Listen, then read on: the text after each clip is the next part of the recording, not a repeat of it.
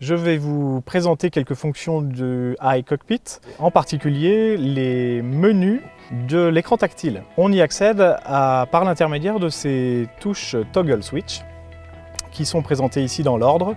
Tout d'abord le média, puis la climatisation, puis la navigation 3D connectée, les fonctions de réglage du véhicule et les fonctions véhicule, ici même, le téléphone et le menu application.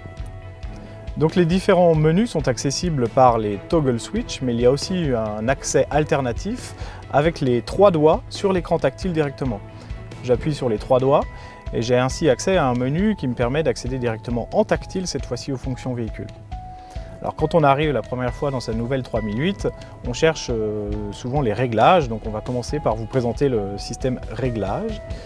Je rentre dans les réglages et j'accède à différents profils utilisateurs. Ces différents profils utilisateurs permettent de mémoriser par profil utilisateur les réglages, ses propres réglages. On retrouve sous un profil, par exemple, ses mémoires radio, mais aussi ses dernières destinations de navigation. On y retrouve aussi ses destinations préférées, le travail, la maison, et on y retrouve tous les réglages audio du système ou les réglages graphiques du système. Donc j'active un profil en appuyant sur l'un de ces onglets qu'on a dans cette page de réglage. Je peux aussi paramétrer les profils en allant dans l'option de ce menu réglage et paramétrage des profils. Ici même, j'accède à ce menu qui me permet de renommer le profil 3 par exemple en appuyant sur le nom du profil. Le nom du profil ainsi peut être changé, je peux le sélectionner grâce au clavier tactile ici. On voit d'ailleurs que ce clavier est configuré en AZERTY. Si maintenant je veux le configurer en ABC, en ordre alphabétique, alors j'appuie sur ce bouton clavier. Et on voit que le clavier bascule de ABCD en AZERTY. Si maintenant je cherche du QWERTY, alors j'appuie sur le bouton de changement de langue du clavier ici, qui est à droite du clavier, et j'accède à un menu langue pour accéder à différentes langues du clavier. Je choisis le français pour rester en AZERTY. Je valide mon nom et j'ai ainsi paramétré mon profil. Vous pourrez essayer, si vous le voulez, d'associer une photo que vous pourrez récupérer sur votre clé USB, associer une photo à votre profil pour le reconnaître plus facilement. Pour régler l'heure de mon système, j'accède au menu réglage.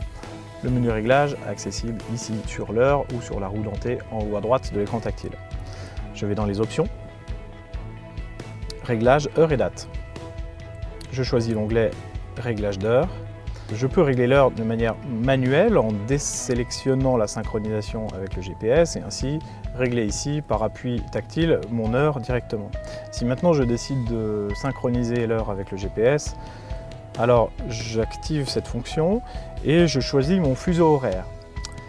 Il y a une chose à connaître pour régler l'heure d'été ou l'heure d'hiver. En heure d'été, je dois synchroniser mon système sur le fuseau horaire GMT +2 si je suis en France. En heure d'hiver, il faut que je sélectionne le fuseau horaire GMT +1 dans le menu ici, en naviguant dans la liste, en allant chercher le fuseau horaire GMT +1 si je suis en heure d'hiver et GMT +2 si je suis en heure d'été. Voilà, ainsi l'heure du système est correctement réglée, j'ai plus qu'à retourner dans mes fonctions principales en fermant les fenêtres ou par accès direct avec les toggle switch.